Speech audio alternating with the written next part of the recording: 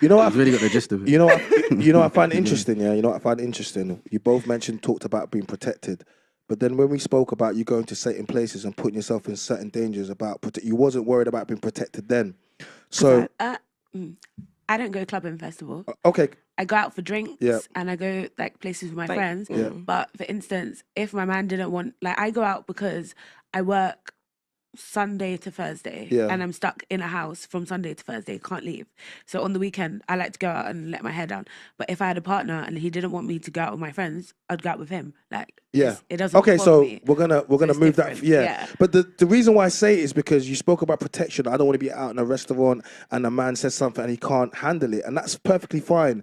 But now you're starting to think how men think. I don't want my girl to be out in a club or something and something happens and I'm not there to protect her. So see, a lot of the things that men think about, we mitigate and we see dangers. A lot of dangers you may not see, and it's the part of you know, loving your family, loving your girl. I have sisters and I've had relationships where your girl's gonna go outside and then something's gonna happen. And, you know, now you get the call, an upset girl. Now you have to come outside. You might be giving your brethren a call now. He has to come outside. Now, so when we step outside now, two things can happen.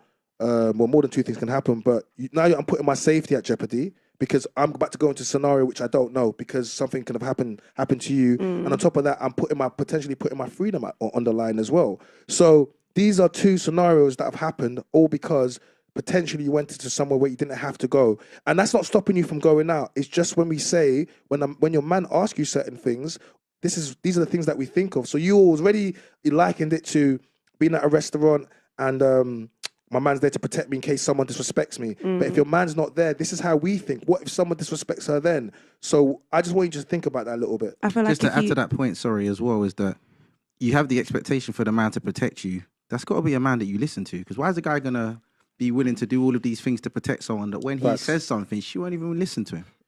You know what I mean? It's like having your cake and eating it.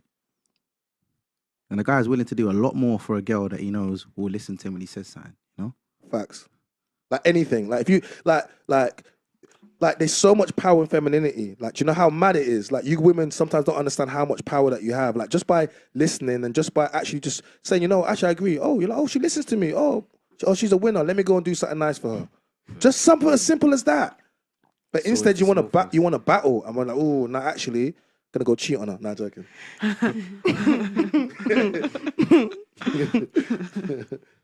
I believe that as a man, I should pay for the first date. I believe I should open the car door. I believe I should protect for her, provide for her. I believe if she's my woman, she should be able to come to me with her problems and I should fix them. That makes me a sexist and a horrible person. Fine. It doesn't. You agree with the baseline. Everyone agrees with the foundations of what I say. But when I build on top of it, they try and pretend it's sexist. By extension, if I have responsibility over her, then I must have a degree of authority.